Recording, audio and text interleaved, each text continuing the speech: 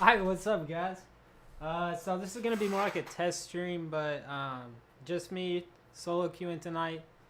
Just trying to figure some stuff out, but I'm going to be doing some topics, going to be talking a little bit because I think I got a couple people that are going to be waiting for kind of what I'm going to be talking about at the end, so it should be good. Usually it'd be me, and then it'd be Ander, and then sometimes KO, but it's just me tonight. We should be trying to do some more stuff consistently, so just, you know, everybody keep tuning in, and yeah, it shouldn't be too bad. So just me going solo tonight. I'm gonna try not to ramble too much about just random stuff, but I got a couple topics. We're just gonna do like a weekend weekend review. We're gonna do a gonna talk a little bit about Penny Hardaway in Memphis, everybody's most favorite coach ever. We're gonna talk about the ACC, WCC, and maybe like some coaching moves, and then at the end we'll talk about kind of personal favorite of mine. So that's how we're gonna do it. And just before we get into the weekend, if anybody is tuning in and has anything you want me to touch on, I can do that too. So just, it's kind of whatever. But just the weekend games, touching on some stuff. There wasn't a ton of like huge games in the weekend. We obviously had the BYU Kansas clash, so that's something we'll get into just after we talk about just a couple more things. But yeah, no, like that was for sure the biggest game of the week.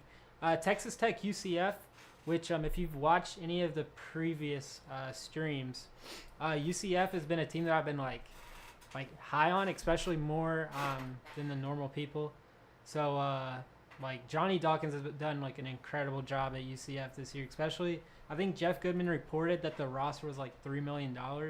So if that's the case, like crazy job.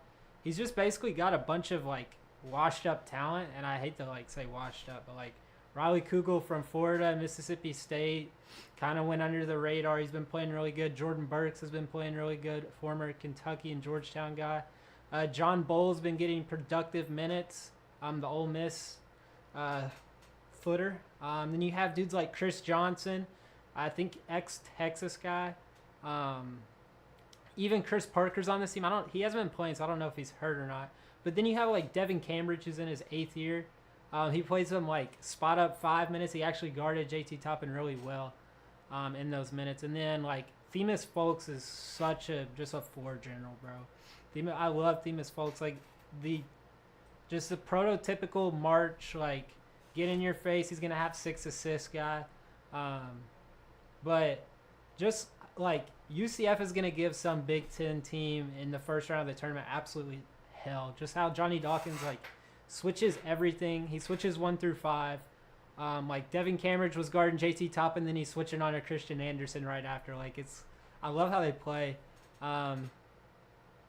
And like, dude, they're just all athletic. Like they're all athletic under the radar guys. and they're shooting good. They're shooting a good clip from the three too. They're 55% in effective field goal percentage, and they're shooting 38% from the three as a team, which is top 20 in the nation. And their only losses are to Vanderbilt, Arizona State, Iowa State, and Oklahoma State on the road. Like, that's a 17-4 in the Big 10 or in the Big 12 is crazy for them. And then obviously Kentucky beating Cal on the road, or Arkansas, Coach Cal on the road. Dude, I don't know. This Kentucky team's weird, man. They actually got like a lot. They got 20 good minutes from Trent Noah, which is like that's not something you think you'd be saying in 2026. Otega always finally like being efficient. He's like not looking to take as many threes, which is I think like what he needs to be doing. I think it translates to him being like a negative in the NBA draft space, but I don't know, as a college player and like for the success of this Kentucky team, him not shooting threes is probably for the better. 24 points, 9 for 12 from the field, only attempted 1 3, which he missed. Then from the Arkansas side, like Darius Acuff still did his thing. He only had 3 assists on 2 turnovers, which is not normal numbers for him, but he still had 22 points. But like, it's just, I don't know. I really love this Arkansas team coming into this season, but Carter Knox has just been bad. He's been hurt. He's been bad.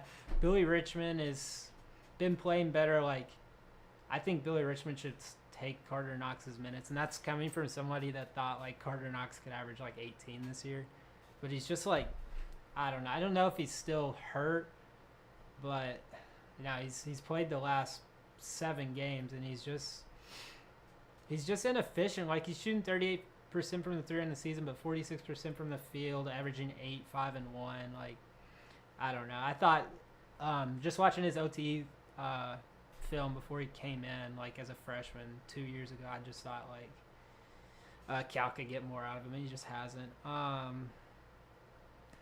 And then I don't know. I just really thought, and then you have DJ Wagner, who's just, he is who he is. And then shooting 21% from the 3 is just not gonna beat Kentucky when they're shooting 46% for a team that's a bad 3-point shooting team in Kentucky.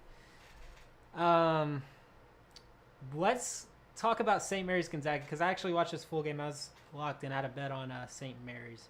So St. Mary's backdoor cover, by the way. But this St. Mary's team is they're a year away. And if next year's St. Mary's roster, I don't want to get too into next year, but Rainey Bennett has a squad. He should bring back everybody but Harry Wessels, and then he brings in Jazz Gardner off a red shirt and a couple of freshmen, but we're not talking about next year, we're talking about this year. But yeah, Graham Ike just kind of put the work in for the St. Mary's big court.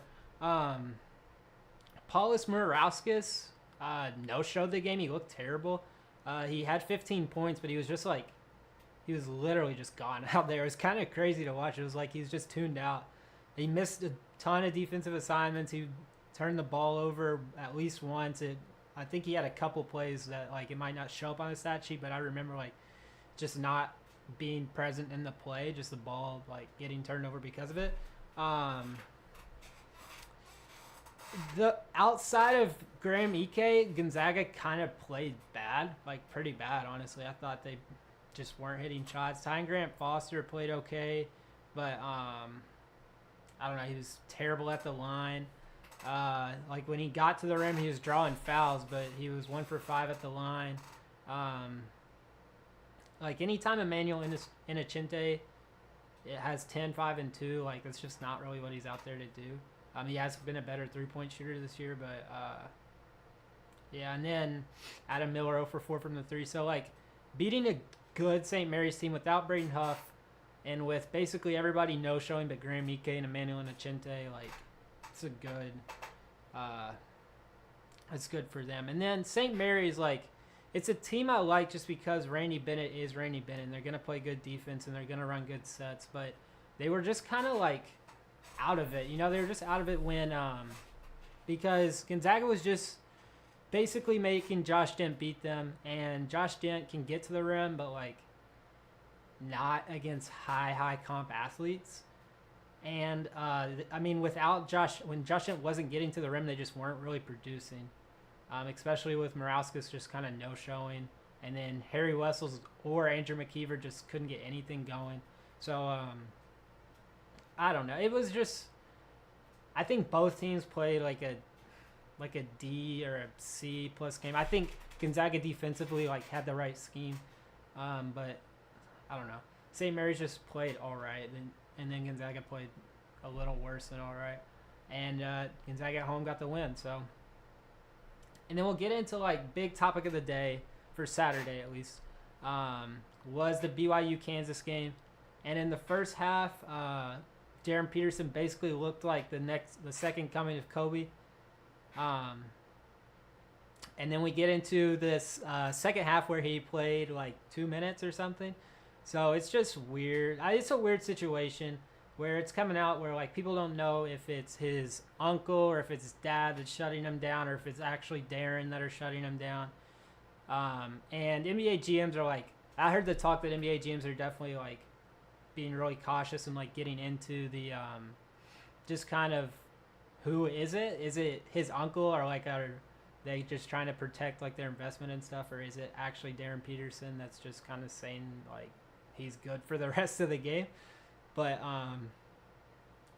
yeah, but Bryson Tiller legacy game pretty much 21-7-0 for Bryson Tiller, 3 for 5 from the 3, 8 for 13, and like this is just what Kansas has been missing for 3 years. Just a stretch for big body who's just long. He's switchable. He played 38 minutes. Like it's his career high, and like if you substitute KJ Adams for Bryson Tiller with Hunter Dickinson, like those teams are way better. Especially because Especially because I can't even think of his name. Who's the point guard last year? DeJuan Harris. I want to say DJ Wagner. DeJuan Harris just couldn't shoot, and KJ Adams were both negative 3-point shooters. Like this is the spacing that they haven't had, and especially when Peterson's on the floor. Like he just opens up the floor for everybody. His passing ability is like so underrated. It's crazy to say for somebody that's like that touted. But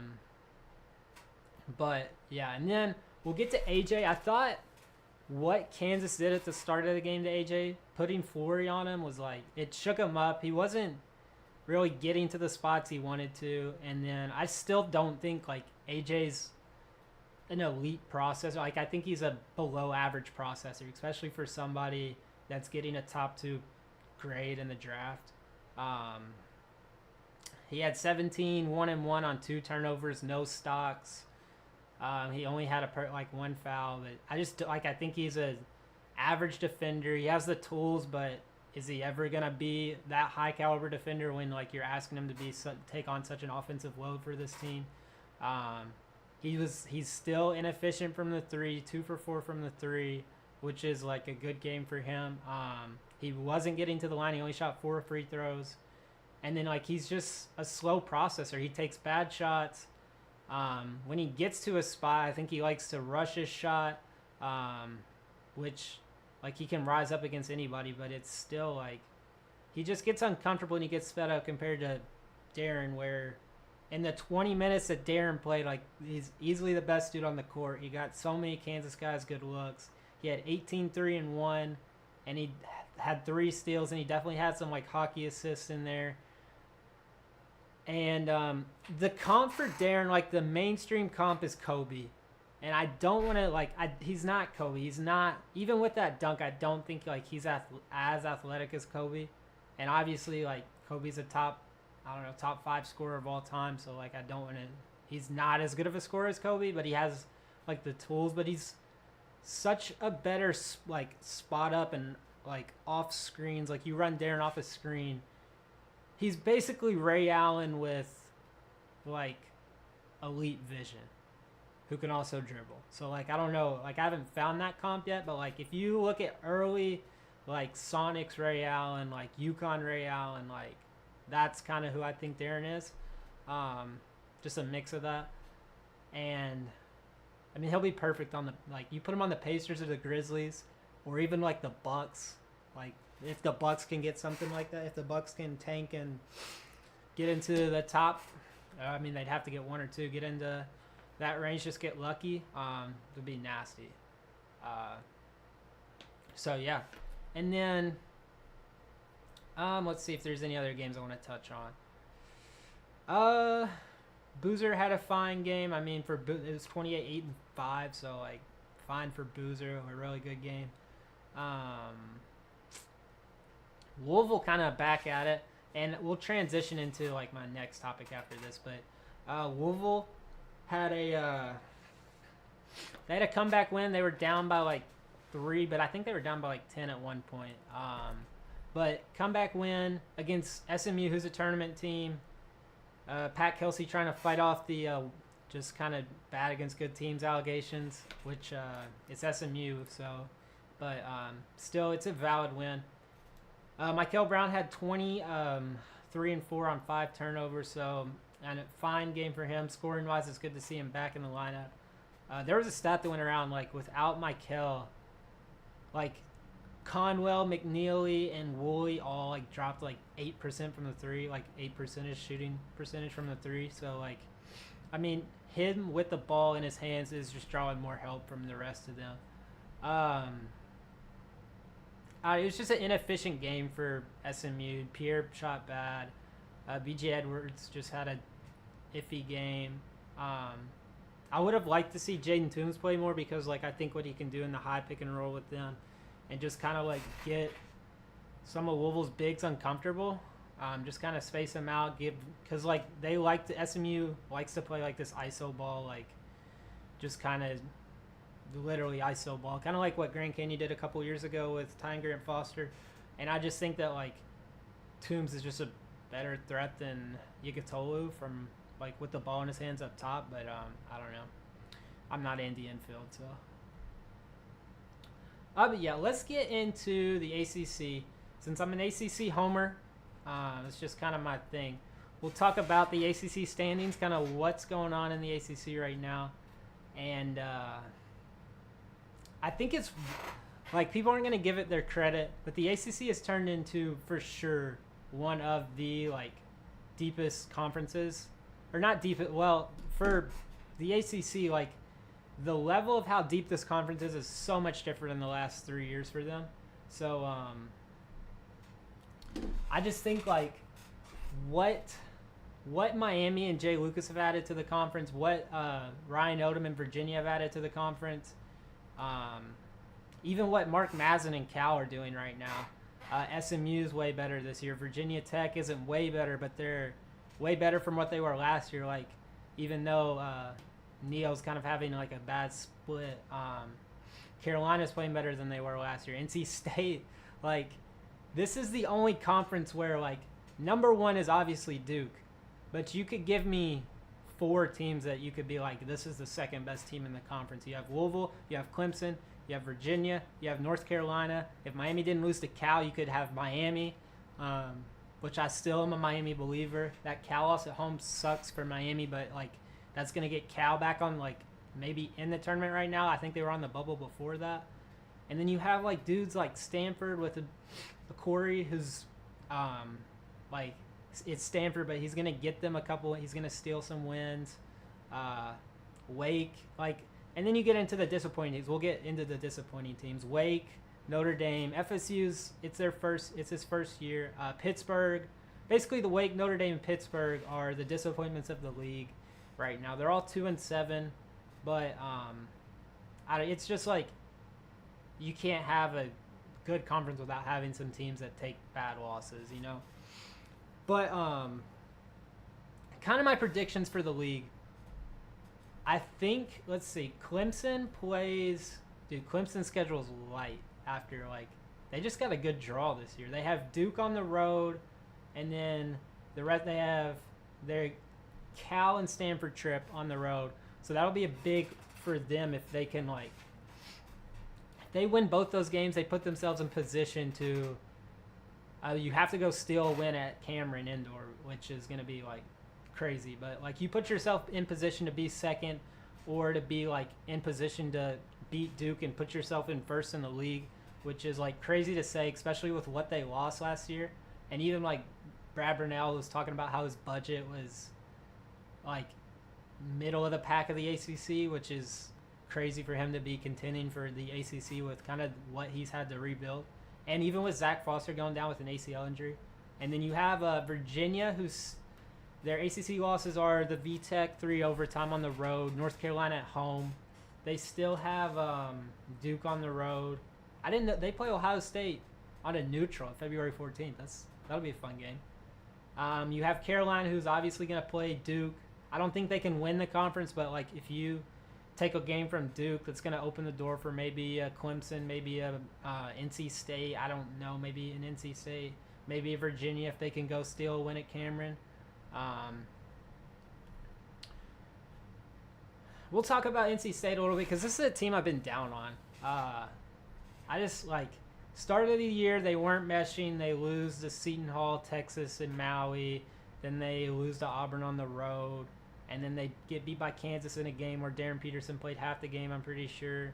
But like when ACC opened up, they've just kind of been like on a roll, except that Georgia Tech loss, which sucks for them because that's like easily a seed dropper for them in the tournament. Like they could be a 7 seed, but that loss might drop them to an 8 seed or something. Like if it continues how they're going, but like they have a lot of capability not to win the league, but like to definitely pick some teams off. They have Carolina at home, they have Duke at home, they play Louisville on the road, they play Miami at home, and then Virginia on the road. So like out of those 5, they can definitely win one of those games. Kind of get back on track and just kind of like shake up the conference a little bit for who's going to be that 2nd, 3rd, or 4th seed in the conference tournament. And then we'll talk about Cal. Then we'll get into the WCC, and then kind of wrap it up. I don't want to go forever just because it's first stream, just kind of getting into it. But what Mark Mazin has done at Cal, they have a short budget. Like this is a bottom 3rd budget in the league. They're taking... Like John Camden was good at Delaware. He played at Delaware last year. He was good at Delaware. He was fine at Virginia Tech. He really couldn't see the floor that much. And same thing with Memphis. He couldn't see the floor that much. So taking a risk on a dude from Delaware who like has missed twice at the high major level. And Camden's hit. Chris Bell's been a good Stojakovic replacement for somebody who's kind of like they're different in their games, but somebody that can be like that secondary creator, somebody that can take the ball. And then like the hit of Dede Amos has been so good for him. He cooked Notre Dame. For the people that don't know, he cooked Notre Dame as a Notre Dame fan. But like his isolation scoring and what he can do as a creator and what he can do off the dribble is crazy. And he's still just a junior. Next year, if he stays in the system, if he doesn't get a bag, they go somewhere else. Like I'll be into what he's doing. He's doubled his production. He was averaging 9 points last year. He's averaging 17 this year, so basically doubled. Shooting 40% from the 3, 47% from the field. Like, what he's doing is crazy. And what he's getting out of Justin Pippen is maybe even crazier. Somebody that couldn't even see the floor on Michigan last year. Pippen's, like, been there, a dude that is, like, an actually really solid point guard in the ACC. He's also so raised his efficiency. He's averaging 15, 4, and 4 on 38% from the three-point line, 40% from the field. So, like, and he's on 2 turnovers, and then he's getting 2 steals a game. 0.8 blocks a game. So just like what Madsen's been able to do, and he doesn't even have an elite center. Like Milo Zelic is not that good. Lee Dort's just a big body. Like what he's doing kind of with this 3 guard, 4 guard, or 3 guard, 1 wing kind of lineups is just crazy. And we've talked about Ibuka and some of the other podcasts that we've done. So just like I'll do my projections and get into WCC and kind of wrap it up, and then get into kind of what a couple people are probably waiting for me to talk about, which I hinted it to some people, but I don't know, not everybody knows about it. I still think Duke runs away with the conference, but I think Clemson's going to contend. They'll probably end the year like 17-3, 16-4. Duke will probably end they don't play 20 games now. They play 18. So they'll probably end the league like 16-2, 15-3. Duke will probably be 17-1. They might lose to Carolina or Clemson or something like that. And then like the ACC tournament's gonna be so fun. There's a lot of good matchups. There's a lot of good like one day coaches. Like Jay Lucas is gonna be such a hard scout. Like Louisville's gonna be a hard scout for a one day. Even like Cal, Stanford, SMU, even Notre Dame. Like Micah Shrewsbury is I think 8-4 in conference tournament games. So I don't know. I don't want to like. The ACC tournament should be so fun. I still think Duke probably wins, but they've past couple years they've kind of taken it off in the ACC tournament. I know they won last year, but or that hasn't been their strength just because like it's kind of meaningless to them. But I don't know, it should be interesting. And then we will look into the last topic for kind of a mainstream. We're gonna do our West Coast Conference kind of preview for the rest of the year.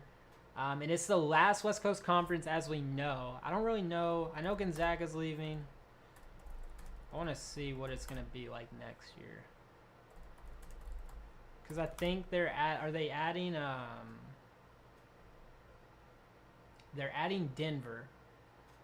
And UC San Diego is joining later. And then that can't be right.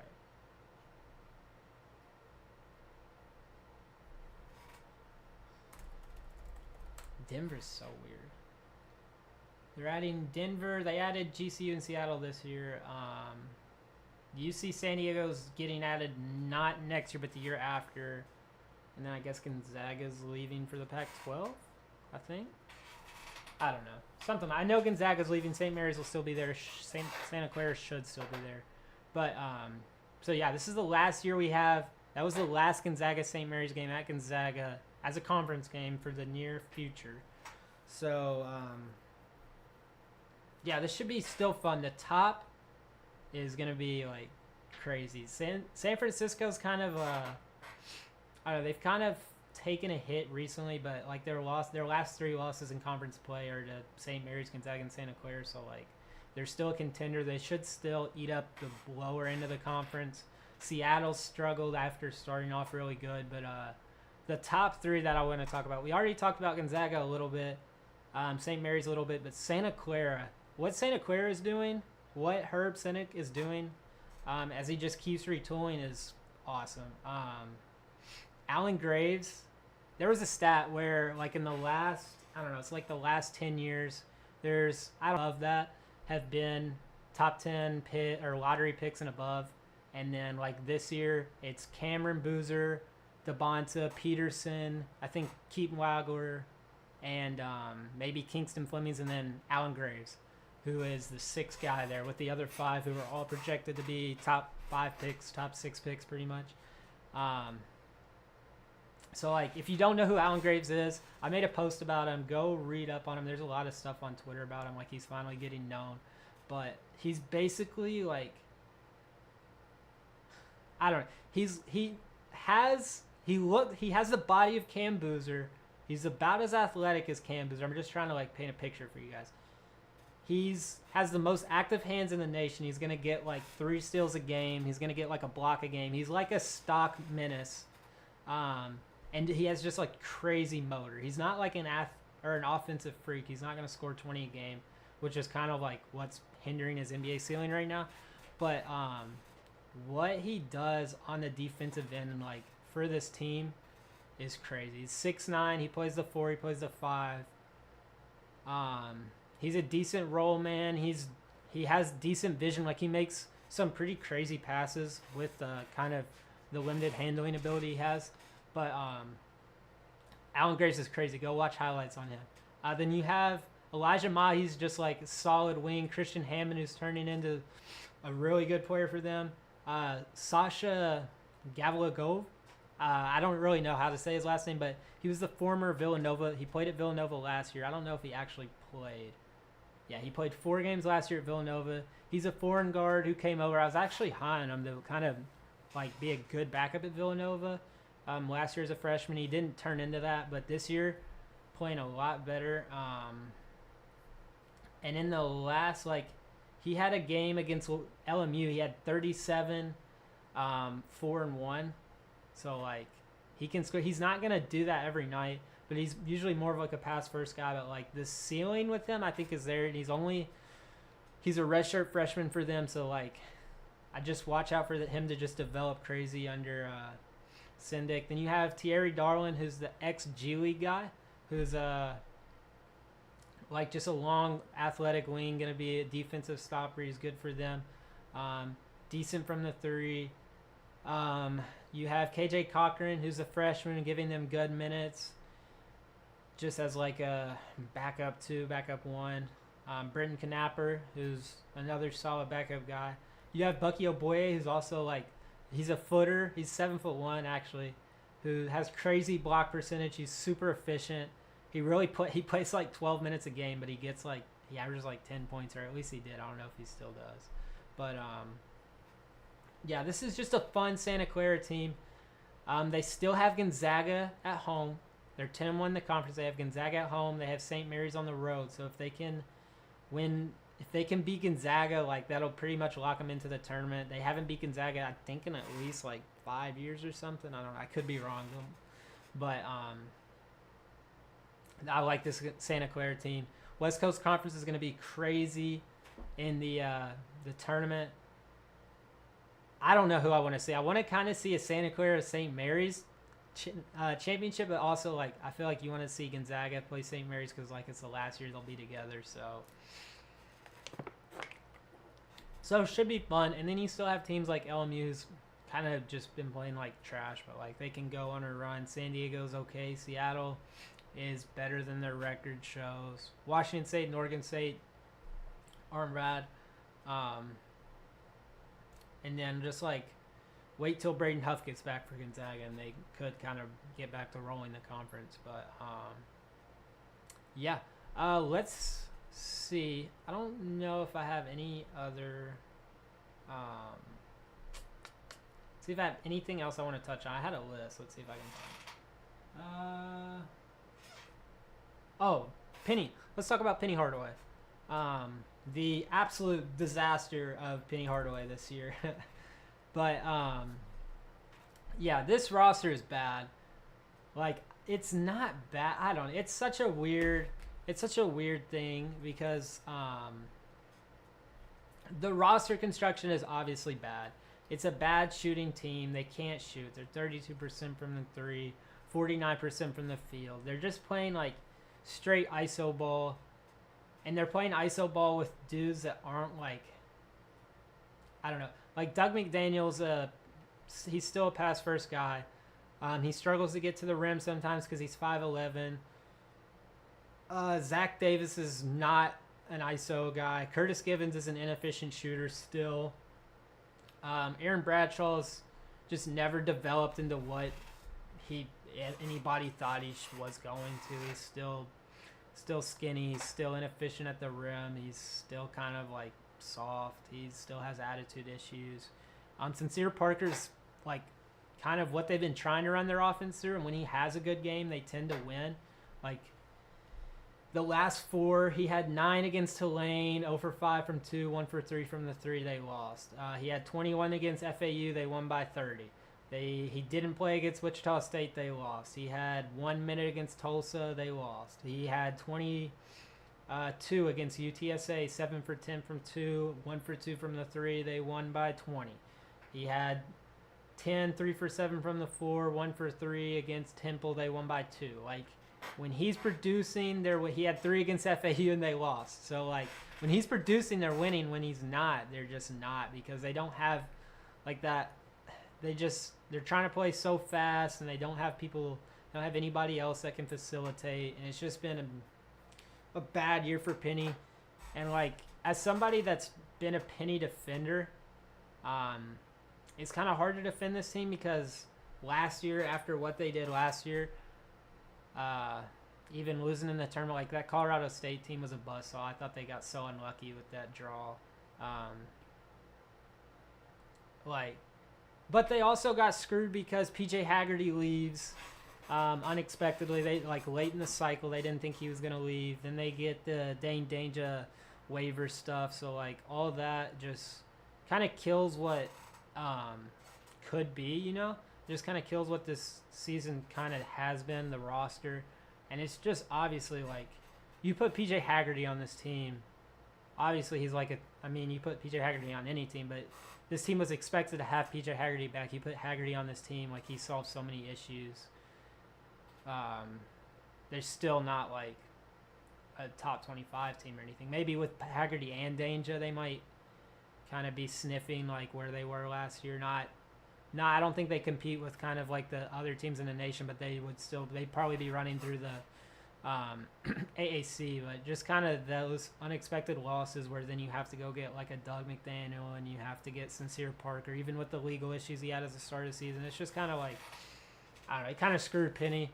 So I don't know if he gets fired this year. I'm really not tuned into what Memphis fans are kind of want. I'd say I know they've kind of been out on him for a while, so there's a good chance he might get fired. But if next year he doesn't like get back to the tournament with the resources that Memphis has, even if they're spending more money on football than they were, like the resources Memphis has should be able to still steamroll the AAC. And it'll be a good job for anybody like trying to take a mid-major jump from like somewhere to Memphis. Memphis is such a good job where you can go get like that high caliber top job if you perform at Memphis for a couple of years, just because the resources are so stacked. The conference, the AAC is a good conference. Like you're gonna get looks if you're good in the ACC, but at Memphis, just like you have the opportunity to just kind of have like an advantage over everybody else. So I'm gonna take like a 20-second break, and then we're gonna get into what everybody wants to hear. My Micah Shrewsbury thoughts. So actually, probably not too many people actually want to hear about that. But my Micah Shrewsbury thoughts, as the Micah Shrewsbury fan club leader, pretty much was what they call me. So just give me like 10 seconds.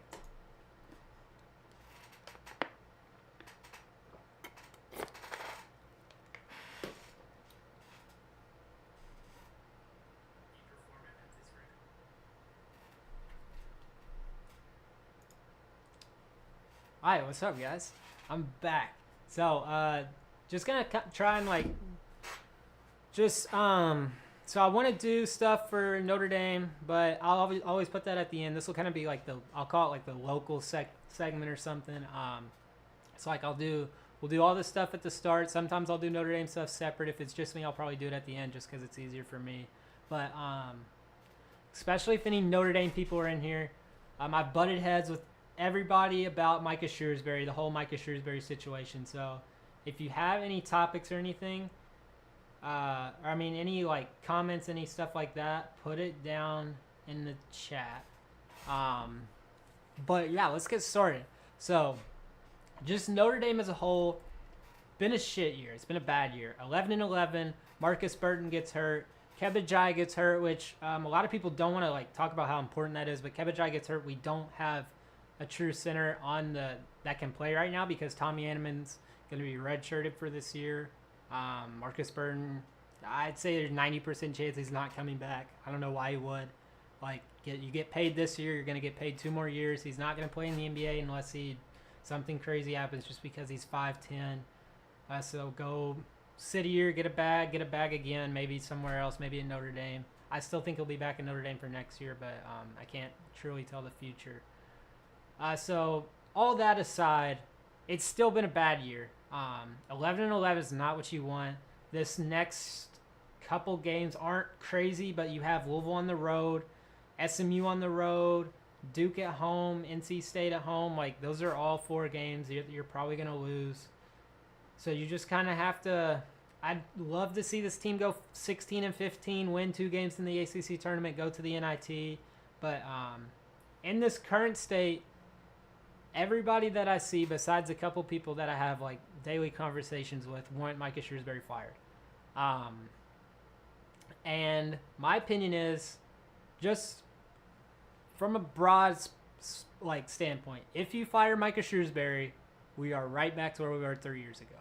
If you fire Micah Shrewsbury from he's on a 7-year contract. He's making like $3.5 million a year. So if you fire him, you're already paying out $14 million in a buyout because he has 4 years left. So you're paying out $14 million from a program that isn't spending a lot of money anyways. So we get into the new coach.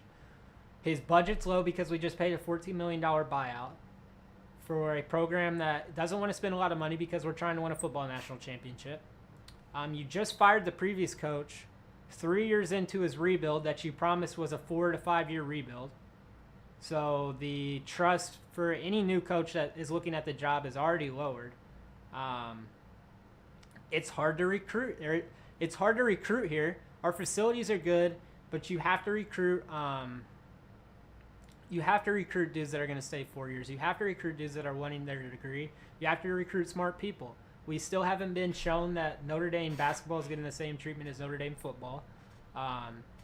At admission standpoints, they're still, in the last couple years, they're not admitting the same people the football team is admitting. And Micah Shrewsbury's a good recruiter, which people might like. Don't let that take the fact away that this place is still hard to recruit at. Micah Shrewsbury he's now had 4 cycles as a recruiter. I'm at Notre Dame.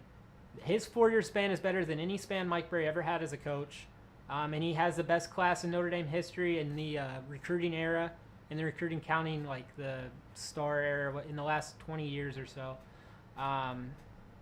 Best class in that era. He has the best freshman in that era, best ranked freshman in that era. So like recruiting is still hard at Notre Dame. You can't go and do the 1-year rebuild like Louisville's doing, like Michigan's doing, like any of these teams that are getting 10 transfers. That you can't do that like what Texas A&M did. That's just not the option here because of admissions, at least right now. So you fire Shrewsbury, you pay $14 million buyout. The trust for a new head coach is low. The fan base is tuned out, and some of that is Shrewsbury's fault because he's not winning, but also like it's hard to get a fan base back in a rebuild. So the fan base is tuned out on a new head coach. There's no fans. The momentum of the program is shot. People want to see you flip it around. It's just like, and the ACC is getting better too. It's not the job that people, at least Notre Dame fans, think it is because of kind of our success in the past. So it's a sad thing to say. Like this isn't the job it was in 2018. Like if Mike Brey, or 2016, if Mike Brey had offers to be the Georgetown coach and the Maryland coach in 2015 or 2016. I don't know. I was still young, so I can't really tell you the exact date. But he had offers to go coach at Georgetown. If Mike Brey takes a head coaching job at Georgetown 2016, this job is it's not a premier job, but this is a top 25 head coaching job in the sport. Maybe probably top 20 then because the ACC is so strong. It might be top 5. Like it could have been top 15. Like ACC so strong, it's Notre Dame, the brand power, everything like that. But right now, this job isn't top 40. It might not be top 50. Like there's schools there's like 12 or 13 or 14 SEC schools right now that are just in a better spot than Notre Dame. And that's not to say that Notre Dame can't get back to that. I don't want to sound like a hater because obviously somebody that puts this much time into talking about the program, I don't see how you could label me that. But I just think just from firing Micah Shrewsbury, that does us no good. It cuts off our candidate pool. And, unless you can go get Josh Schertz or Travis Steele, who I'm not even sure Travis Steele. If you can go get Josh Schertz, you fire Micah Shrewsbury. That's it. I don't take a risk on Travis Steele, they're 21-0 at Miami, Ohio right now. So that's impressive. They're 22-0, sorry. But he's from the Chris Mack coaching tree, it's still a young coaching tree. He was the head coach at Xavier after Mack left. And he was did he get fired? I don't even know if he got fired at Xavier, but 19-16, 19-13, 13-8, 23-13 at Xavier, and then he goes to Miami of Ohio. I'm good, honestly. If you want to just kind of spend all that money, just invest it into Micah Shrewsbury. Invest $5 million into Micah Shrewsbury, see what we can get as we keep building, And then I don't see how anybody can watch the game and tell me that we're not developing. This well, this is what we'll go through the complaints, and then I'll talk about them. People say that there's no development in the staff. People say a lot of the blame's on Braden Shrewsbury. There's no talent on this roster. What else? There's he can't win big games. He can't coach in big moments. He can't all that stuff. Let me focus my camera real quick. There we go. He can't coach in big moments. This team is undisciplined. So, and I don't see the development thing we can cut out. Brady Kaler, Jalen Harrelson should automatically show you that there's been development this year. Cole Surt has been developed under him. Marcus Burton developed. He went from a 40% field goal shooter and a 30% three-point shooter to last year he was like 38% from the three and in the high 40s in the field goal percentage, if I'm not mistaken. He was, freshman year, he was 30% from the three and 46% or 47% from the field. Sophomore year, 47% from the field, 38% from the three on higher volume. And he had less turnovers. So, like, I don't see how you can say the development's bad. Like, even if he, for somebody with, like, taking the amount of, like, possession or usage that Marcus Burton has, there's obviously been development there, especially at the, like, right before he got hurt, where he had 10 assists and then he had 5 assists in the TCU game before he went down. Like, he was so, like, the vision was developing, the turnovers were getting cut down. Like, I don't see how you can say there's no development. And then I thought at the first glance, my first main problem with Shrewsbury was in the Ohio State game where they were down by 1 or 2. I don't remember. They lost by 1, so they had to be down by 1. Right? They lost, 64-63. They lost by 1. You have like 8 seconds left in the ball off a rebound. He decides not to take a timeout, and they get, I don't even know, I don't think they got a good shot off. But anyways, I criticize him for not taking a timeout because he had like 5 seconds left to go draw up a play to go win the game, go get a final shot. He decides not to take a timeout. He gets into his presser, and he talks about how he wanted to take a timeout, but he thought the personnel on the floor was better for, they switch hunted Junie Mobley. They got, I think it was Shrewsbury onto Mobley. Or no, they switched Mobley off of Burton for Tilly, and Burton tried to take Tilly one-on-one, if I'm not mistaken. I could be wrong. But his reason was he just got a better play for what they were doing because they were switching Mobley and they were switch hunting, which, like, that's valid for me. If you have the best isolation scorer in the ACC in Marcus Burton, if you can get a switch onto a bigger guy, I'll take it all day. And it just didn't work out. Like, it's just what happened. So, like, I wish he would have taken a timeout there in hindsight, but if you score there, like, nobody's thinking that. And then in the Cal game, I don't see how anybody can blame the Cal game on him. The outburst in the Cal game, like, is unacceptable, but, like, it's valid. That was a terrible call, which was, like, a lot of the thoughts from the people that when I posted that clip was a lot of people were like, it's a valid crash out because, like, that call was terrible. And then in the recent game against Virginia, where everybody's criticizing him for not fouling up 3, the last 2 times Notre Dame's tried to foul up 3, they've gotten screwed. They got screwed in the Carolina game with Elliot Cadeau, where it was a foul maybe at best. And then you get screwed in the Cal game where he even came out after the postgame. He said he told the refs they're going to foul, and they still called a shitty call 10 seconds into the play where we're not even fouling anymore.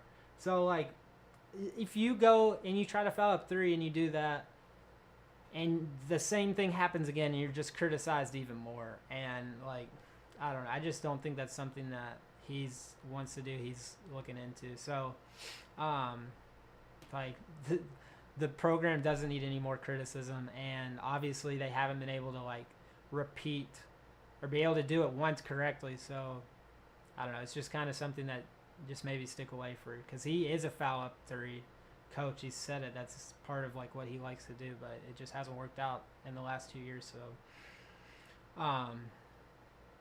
and then like this year is, there's been rough spots, but like, what do you expect? You're missing a top 5 player in the league.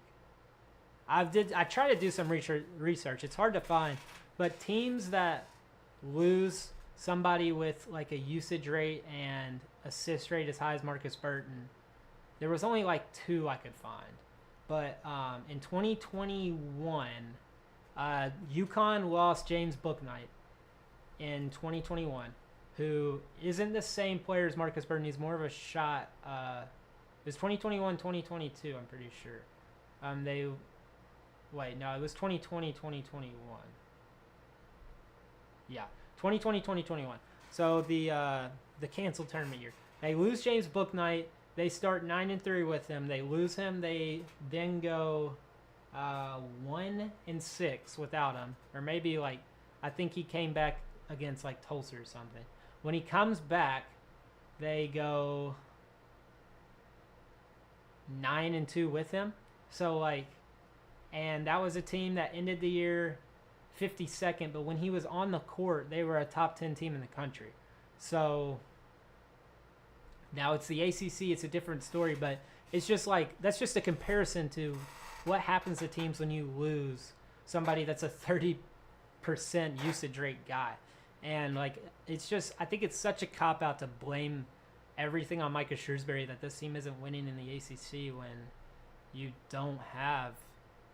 still don't have a distributor. Now, that could be a problem that I think needs to be addressed in the offseason. You need to go get a secondary ball handler, or Jonathan Sanderson better be that good. He better be ready to do that. But I think you should go get a combo guard that can play off of Burton, that can play with the ball, or Harrelson better develop a jump shot, which I think he's developing if he comes back, which I expect him to come back, but I hope like he needs to develop a jump shot if he's going to be that secondary guy. And the Kebajai stuff is terrible that he's not here, but Notre Dame doesn't need an elite center to go be like to go make the tournament. Micah Shrewsbury made the tournament in his first year with Evan Mahaffey, Seth Lundy, and Kebajai splitting 5 minutes. Kebajai's a freshman, 6'6", Seth Lundy, and Evan Mahaffey. Like, he's proven that he doesn't need an elite, back to the basket guy to go win games. Now, it would be awesome if we could kind of like Tom Yanneman and Edrin Solongo, I think that's how you say his name.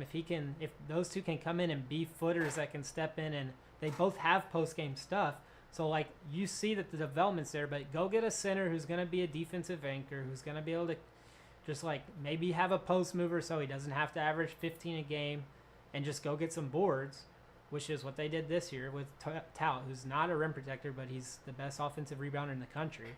Go get somebody like that who's going to be an impactful guy, and just bring back the roster. And I think this roster, if they stay healthy, is going to be, they should be able to make the tournament next year. Now, I think the only thing is you go get a combo guard, you go get somebody, or you just really think that Jonathan Sanderson can be that, and you just kind of protect yourself if Burton gets hurt again or something happens where you're not going to run into this issue. Because if you run into the issue again, Micah Shrewsbury most likely will be fired year 4. So, but I think you're crazy if you want him fired, honestly. I don't think there's anything better we can get besides Josh Schertz, who's a pipe dream. And the X's, like, our baseline out of bounds, our sidelines out of bounds. All of our game-winning attempts that we've had have been good looks. He's an elite out-of-bounds play coach.